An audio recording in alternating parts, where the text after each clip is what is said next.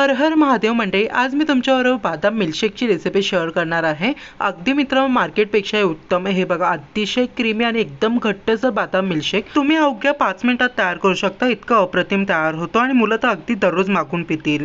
बादाम मिल्कशेक तयार करण्यासाठी सर्वप्रथम हाय फ्लेमवरती पॅन ठेवून पॅनमध्ये अर्धा लिटर म्हणजे 2 ग्लास इतकं दूध ऍड करायचं आहे। तसंच मंडळी, दुसऱ्या ग्लासमध्ये आपल्या पाव ग्लास इतकं दूध आपल्या साईडला ठेवायचं आहे। पुढे त्याचा उपयोग करणार आहोत। आता दूध छानपैकी मिक्स करत आपल्याला उकळून घ्यायचं आहे।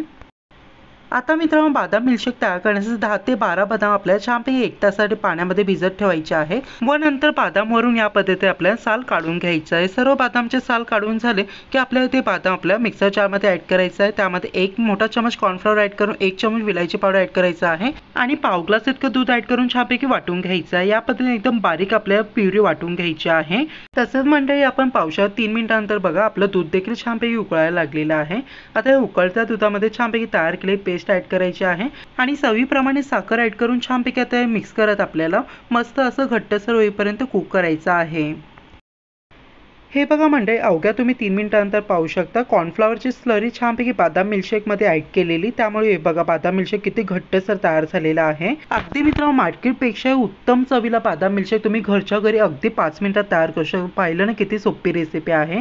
आता गॅस बंद करून देऊन बादाम मिल्कशेक पूर्णपणे थंड करायचा आहे। थंड झाल्यानंतर बादाम मिल्कशेक सर्व करण्यासाठी रेडी आहे। बादाम मिल्कशेक तुम्ही ड्रायफ्रूट्स टाकून एन्जॉय करू शकता। व्हिडिओ आवडला व्हिडिओ लाईक करा मित्रांनो, आपल्या चॅनल प्लीज सबस्क्राईब करा। तसे बाजूला जी बेल आयकॉन आहे ते प्रेस करायला विसरू नका। सो मित्रांनो, नक्की ही रेसिपी ट्राय करा। चला मंडळी, पुन्हा भेटूया। हर हर महादेव।